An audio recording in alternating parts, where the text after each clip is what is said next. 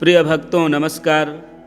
नवरात्रि के दूसरे दिन माँ दुर्गा जी ब्रह्मचारिणी के रूप में पूजी जाती हैं।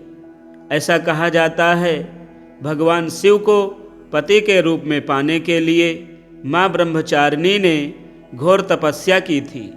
माता ब्रह्मचारिणी प्रेम और निष्ठा का प्रतीक हैं। ब्रह्मचारिणी माँ ज्ञान, विशेषज्ञता, अविवाहित मन की इच्छा शक्ति की प्रतीक हैं और उन्हें नव दुर्गाओं में सबसे शक्तिशाली कहा जाता है। आज के दिन माता ब्रह्मचारिणी के मंत्रों का पाठ करने से सभी प्रकार की मनोकामनाएं पूर्ण होती हैं। विशेषकर विवाह में आई हुई बाधा दूर होती है, घर में सुख शांति एवं व्यापार में उन्नति होती है। आइए पाठ शुरू करते हैं। ओम देवी ब्रह्मचारिण्यै नमः।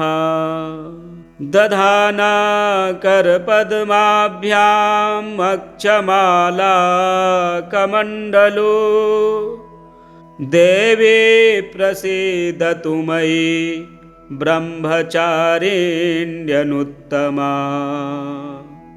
या देवी सर्वभूतेषु माँ ब्रह्मचारिणी रूपेण संस्थिता।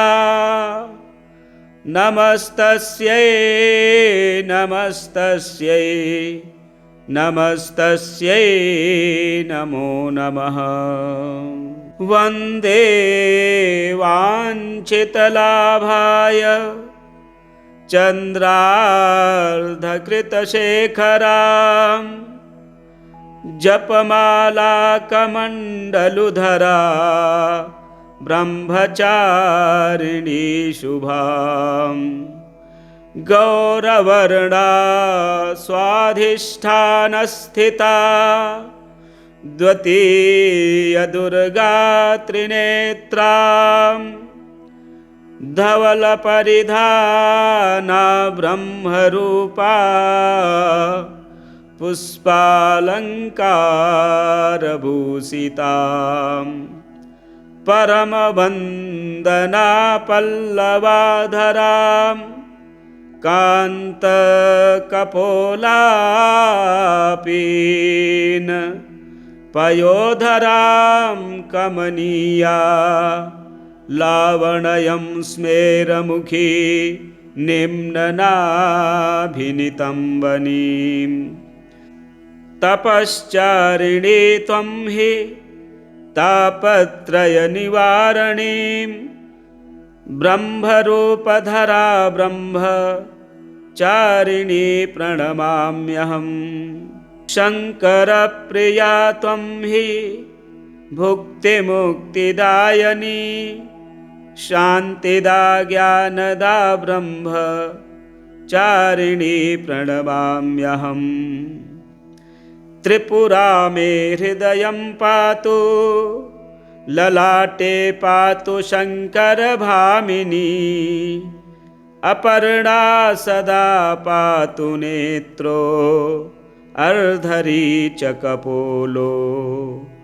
पञ्चदशी कण्ठे पातु, मध्यदेशे पातु महेश्वरी। षोडशी सदा पातु, नाभो गृहो च पादयो। अङ्गप्रत्यङ्ग सतत पातु ब्रह्मचारिणी। अङ्गप्रत्यङ्ग सतत पातु ब्रह्मचारिणी। ॐ देवी ब्रह्मचारिण्यै नमः। दधाना करपद्माभ्याम् अक्षमाला कमण्डलो देवी प्रसीदतु मयि ब्रह्मचारिण्यनुत्तमा। या देवी सर्वभूतेषु माँ ब्रह्मचारिणी रूपेण संस्थिता। नमस्तस्यै नमस्तस्यै नमस्तस्यै नमो नमः। वन्दे वाञ्छितलाभाय चन्द्रार्धकृतशेखरां जपमालाकमण्डलुधरा ब्रह्मचारिणी शुभाम् गौरवर्णा स्वाधिष्ठानस्थिता द्वितीयदुर्गा त्रिनेत्रां धवलपरिधाना ब्रह्मरूपा पुष्पालङ्कारभूषितां परमवन्दना पल्लवाधरां कान्तकपोलापीन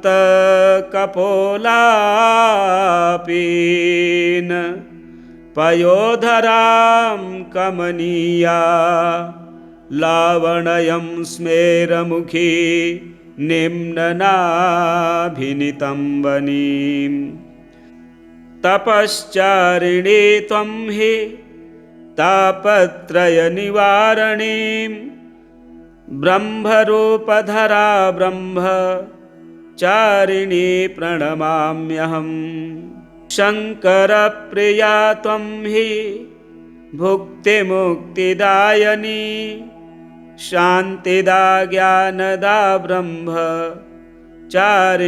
प्रणमाम्यहम् त्रिपुरा मे हृदयं पातु ललाटे पातु शङ्करभामिनी अपर्णा सदा पातु नेत्रो अर्धरी च कपोलो पञ्चदशी कण्ठे पातु मध्यदेशे पातु महेश्वरी षोडशी सदा पातु नाभो गृहो च पादयो अङ्गप्रत्यङ्गसतत पातु ब्रह्मचारिणी अङ्गप्रत्यङ्गसतत पातु ब्रह्मचारिणी।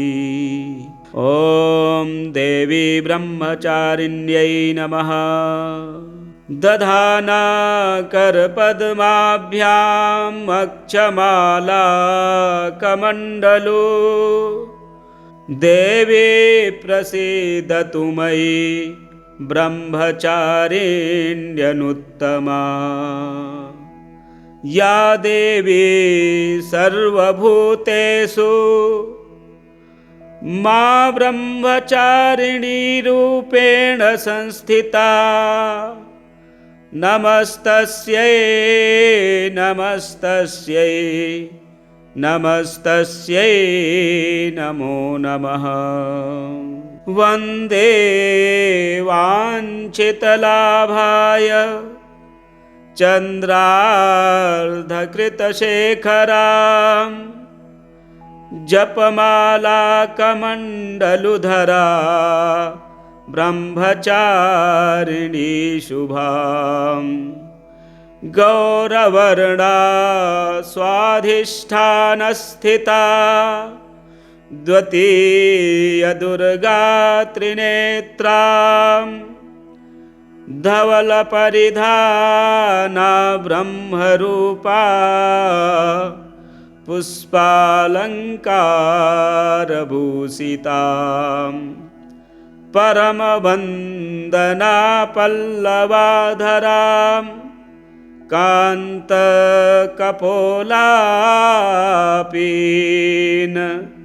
पयोधरां कमनीया लावण्यं स्मेरमुखी निम्ननाभिनीतं वनीं तपश्चारिणी त्वं हि तापत्रयनिवारणीं ब्रह्मरूपधरा ब्रह्मचारिणी प्रणमाम्यहम् शङ्करप्रिया त्वं हि भुक्तिमुक्तिदायिनी शान्तिदा ज्ञानदा ब्रह्मचारिणी प्रणमाम्यहम् त्रिपुरा मे हृदयं पातु, ललाटे पातु शङ्करभामिनी। अपर्णा सदा पातु नेत्रो, अर्धरी च कपोलो। पञ्चदशी कण्ठे पातु, मध्यदेशे पातु महेश्वरी। षोडशी सदा पातु, नाभो गृहो च पादयो। अङ्गप्रत्यङ्ग सतत पातु ब्रह्मचारिणी। अङ्गप्रत्यङ्ग सतत पातु ब्रह्मचारिणी। ॐ देवी ब्रह्मचारिण्यै नमः। दधाना करपद्माभ्याम् अक्षमाला कमण्डलो। देवी प्रसीदतु मयि ब्रह्मचारिण्यनुत्तमा। या देवी सर्वभूतेषु मा ब्रह्मचारिणी रूपेण संस्थिता। नमस्तस्यै नमस्तस्यै नमस्तस्यै नमो नमः। वन्दे वाञ्छितलाभाय चन्द्रार्धकृतशेखरां। जपमाला कमण्डलुधरा ब्रह्मचारिणी शुभां। गौरवर्णा स्वाधिष्ठानस्थिता। द्वितीयदुर्गा त्रिनेत्रां। धवलपरिधाना ब्रह्मरूपा। पुष्पालङ्कारभूषितां। परमवन्दना पल्लवाधरां। कान्तकपोलापीन पयोधरां कमनीया। लावण्यं स्मेरमुखी निम्ननाभिनितम्बनीं। तपश्चारिणी त्वं हि तापत्रयनिवारणीं। ब्रह्मरूपधरा ब्रह्मचारिणी प्रणमाम्यहम्। शङ्करप्रिया त्वं हि भुक्तिमुक्तिदायिनी। शान्तिदा ज्ञानदा ब्रह्मचारिणी प्रणमाम्यहम्। त्रिपुरा मे हृदयं पातु, ललाटे पातु शङ्करभामिनी। अपर्णा सदा पातु नेत्रो, अर्धरी च कपोलो। पञ्चदशी कण्ठे पातु, मध्यदेशे पातु महेश्वरी।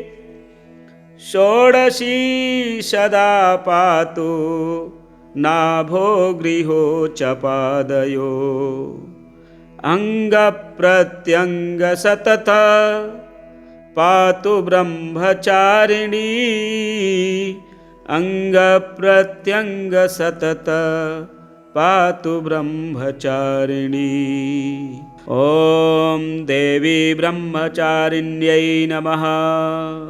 दधाना करपद्माभ्याम् अक्षमाला कमण्डलो। देवी प्रसीदतु मयि ब्रह्मचारिण्यनुत्तमा। या देवी सर्वभूतेषु मा ब्रह्मचारिणी रूपेण संस्थिता। नमस्तस्यै नमस्तस्यै नमस्तस्यै नमो नमः। वन्दे वाञ्छितलाभाय चन्द्रार्धकृतशेखरां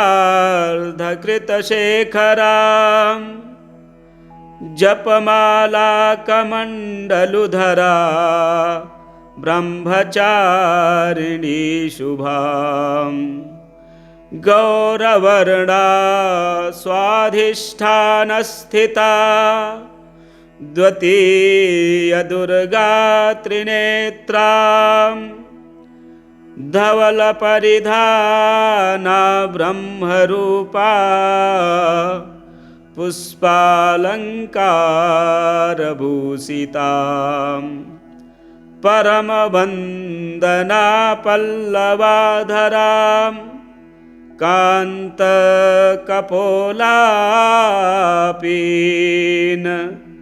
पयोधरां कमनीया लावण्यं स्मेरमुखी निम्ननाभिनीतं वनीं तपश्चारिणी त्वं हि तापत्रयनिवारणीं ब्रह्मरूपधरा ब्रह्मचारिणी प्रणमाम्यहम् शङ्करप्रिया त्वं हि भुक्तिमुक्तिदायिनी शान्तिदा ज्ञानदा ब्रह्मचारिणी प्रणमाम्यहम् त्रिपुरा मे हृदयं पातु ललाटे पातु शङ्करभामिनी अपर्णा सदा पातु नेत्रो अर्धरी च कपोलो पञ्चदशी कण्ठे पातु मध्यदेशे पातु महेश्वरी षोडशी सदा पातु नाभो गृहो च पादयो अङ्गप्रत्यङ्गसतत पातु ब्रह्मचारिणी अङ्गप्रत्यङ्गसतत पातु ब्रह्मचारिणी। ॐ देवी ब्रह्मचारिण्यै नमः। दधाना करपद्माभ्याम् अक्षमाला कमण्डलो देवी प्रसीदतु मयि ब्रह्मचारिण्यनुत्तमा या देवी सर्वभूतेषु मा ब्रह्मचारिणी रूपेण संस्थिता नमस्तस्यै नमस्तस्यै नमस्तस्यै नमो नमः। वन्दे वाञ्छितलाभाय चन्द्रार्धकृतशेखरां जपमालाकमण्डलुधरा ब्रह्मचारिणी शुभां गौरवर्णा स्वाधिष्ठानस्थिता द्वितीयदुर्गा त्रिनेत्रां धवलपरिधाना ब्रह्मरूपा पुष्पालङ्कारभूषितां परमवन्दना पल्लवाधरां कान्तकपोलापीन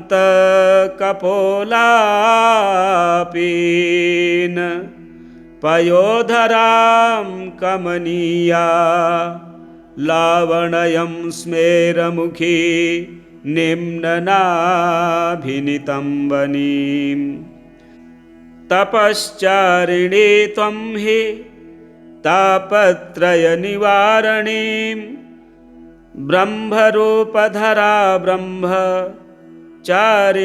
प्रणमाम्यहम् शङ्करप्रिया त्वं हि भुक्तिमुक्तिदायिनी शान्तिदा ज्ञानदा ब्रह्मचारिणी प्रणमाम्यहम् त्रिपुरा मे हृदयं पातु, ललाटे पातु शङ्करभामिनी, अपर्णा सदा पातु नेत्रो, अर्धरी च कपोलो, पञ्चदशी कण्ठे पातु, मध्यदेशे पातु महेश्वरी, षोडशी सदा पातु, नाभो गृहो च पादयो, अङ्गप्रत्यङ्ग सतत पातु ब्रह्मचारिणी, अङ्गप्रत्यङ्ग सतत पातु ब्रह्मचारिणी। ॐ देवी ब्रह्मचारिण्यै नमः। दधाना करपद्माभ्याम् अक्षमाला कमण्डलो, देवी प्रसीदतु मयि ब्रह्मचारिण्यनुत्तमा।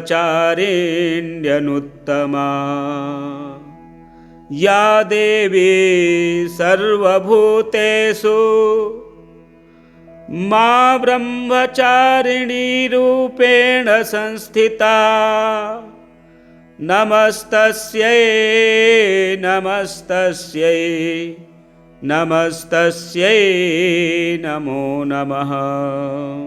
वन्दे वाञ्छितलाभाय चन्द्रार्धकृतशेखरां, जपमाला कमण्डलुधरा ब्रह्मचारिणी शुभां, गौरवर्णा स्वाधिष्ठानस्थिता, द्वितीयदुर्गा त्रिनेत्रां, धवलपरिधाना ब्रह्मरूपा,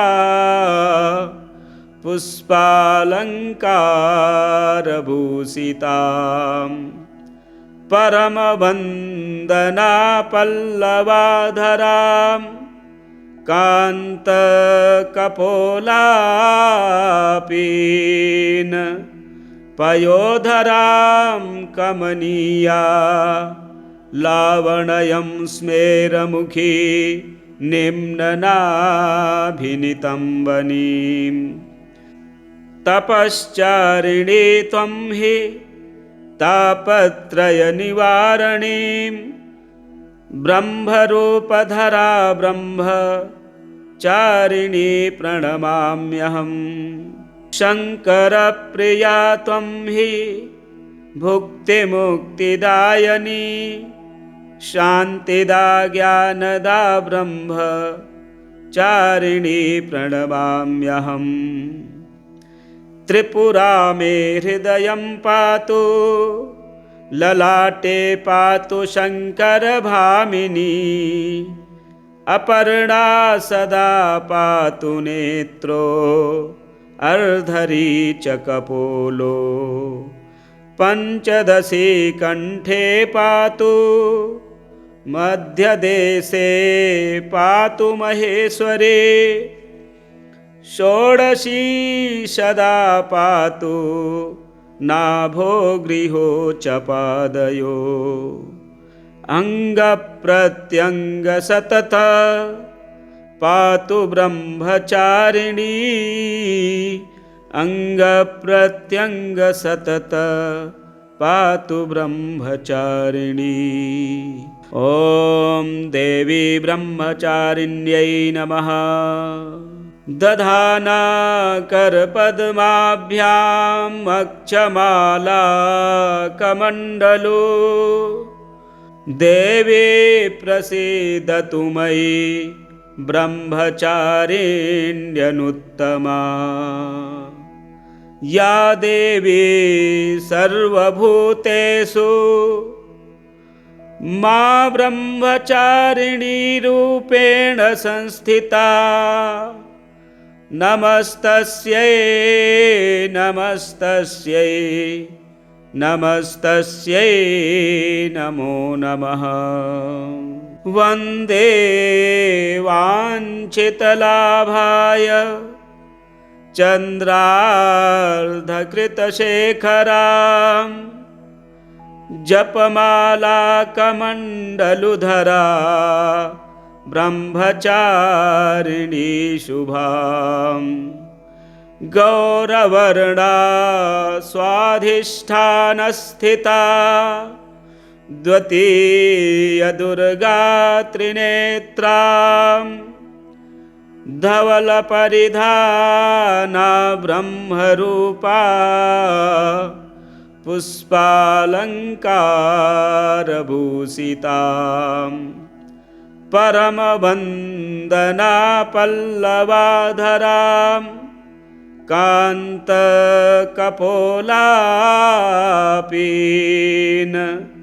पयोधरां कमनीया लावण्यं स्मेरमुखी निम्ननाभिनीतं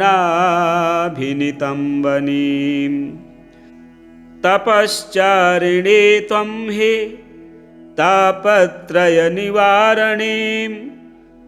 ब्रह्मरूपधरा ब्रह्मचारिणी प्रणमाम्यहम् शङ्करप्रिया त्वं हि भुक्तिमुक्तिदायिनी शान्तिदा ज्ञानदा ब्रह्मचारिणी प्रणमाम्यहम् त्रिपुरा मे हृदयं पातु ललाटे पातु शङ्करभामिनी अपर्णा सदा पातु नेत्रो अर्धरी च कपोलो पञ्चदशी कण्ठे पातु मध्यदेशे पातु महेश्वरी षोडशी सदा पातु नाभो गृहो च पादयो अङ्गप्रत्यङ्गसतत पातु ब्रह्मचारिणी अङ्गप्रत्यङ्गसतत पातु ब्रह्मचारिणी। ॐ देवी ब्रह्मचारिण्यै नमः।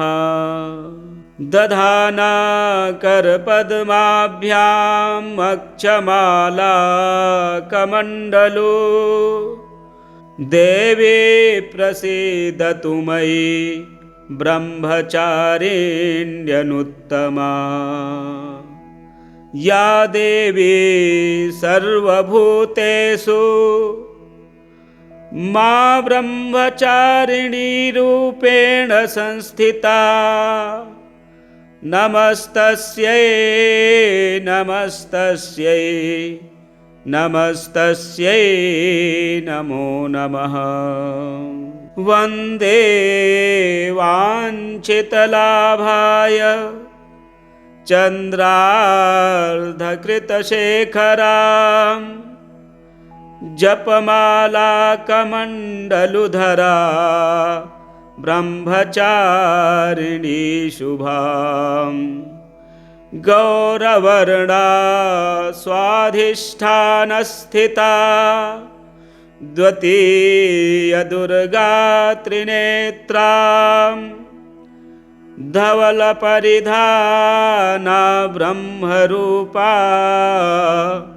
पुष्पालङ्कारभूषितां परमवन्दना पल्लवाधरां कान्तकपोलापीन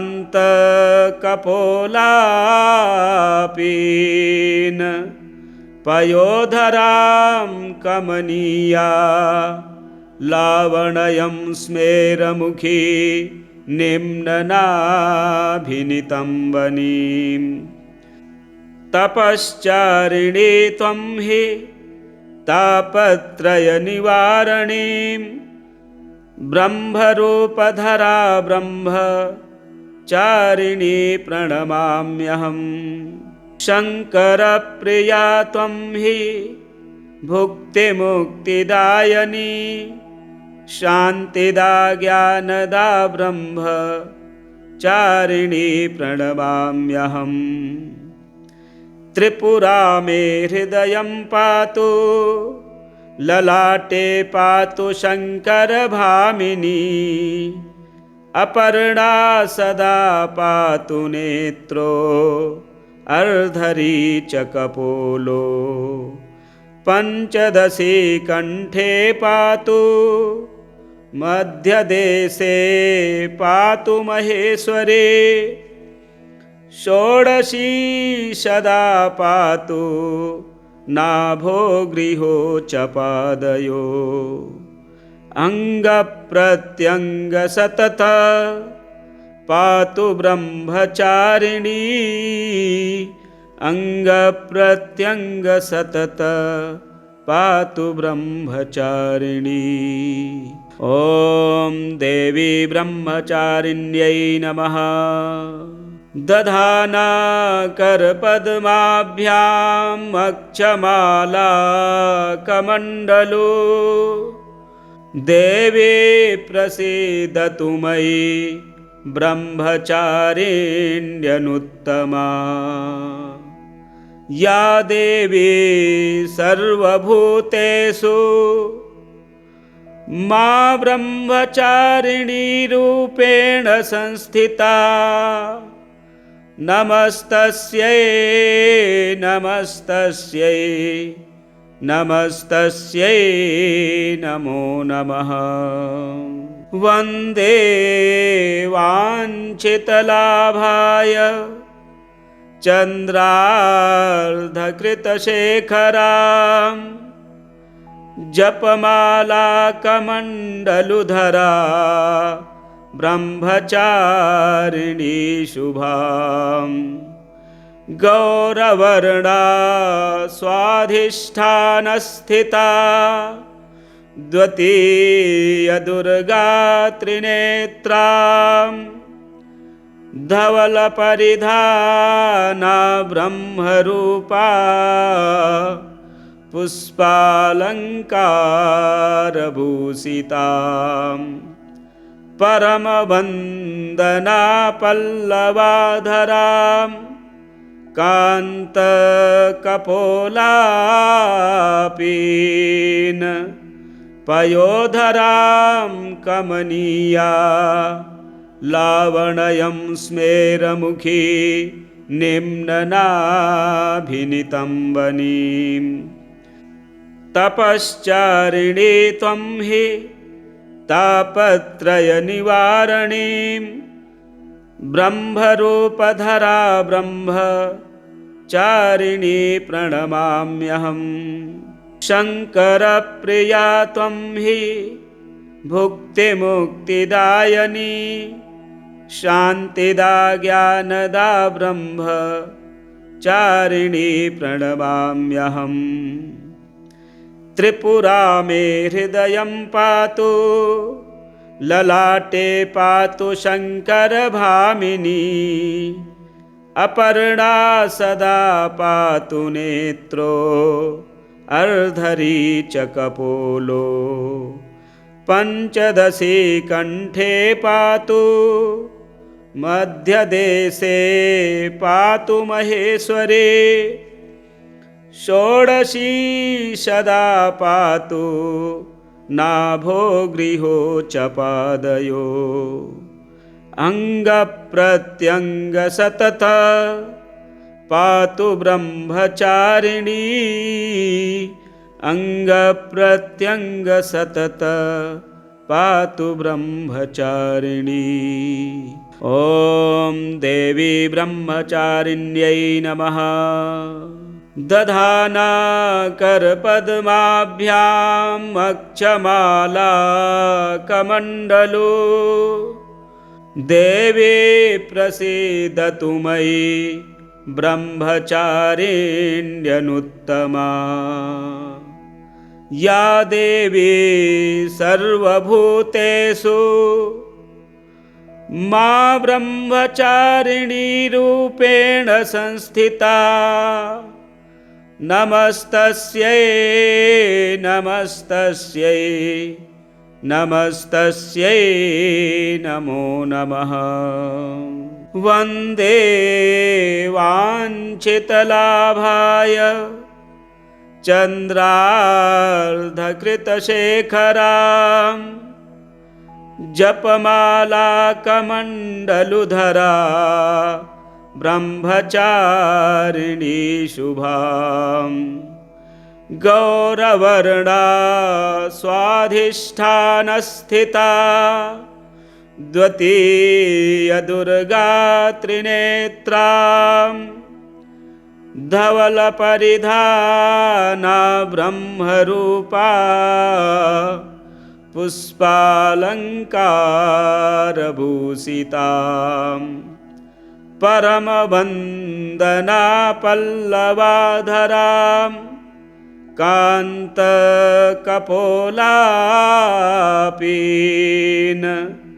पयोधरां कमनीया लावण्यं स्मेरमुखी निम्ननाभिनीतं वनीं तपश्चारिणी त्वं हि तापत्रयनिवारणीं ब्रह्मरूपधरा ब्रह्मचारिणी प्रणमाम्यहम् शङ्करप्रिया त्वं हि भुक्तिमुक्तिदायिनी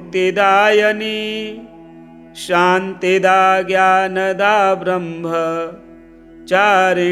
प्रणमाम्यहम् त्रिपुरा मे हृदयं पातु ललाटे पातु शङ्करभामिनी अपर्णा सदा पातु नेत्रो अर्धरी च कपोलो पञ्चदशी कण्ठे पातु मध्यदेशे पातु महेश्वरी षोडशी सदा पातु नाभो गृहो च पादयो अङ्गप्रत्यङ्गसतत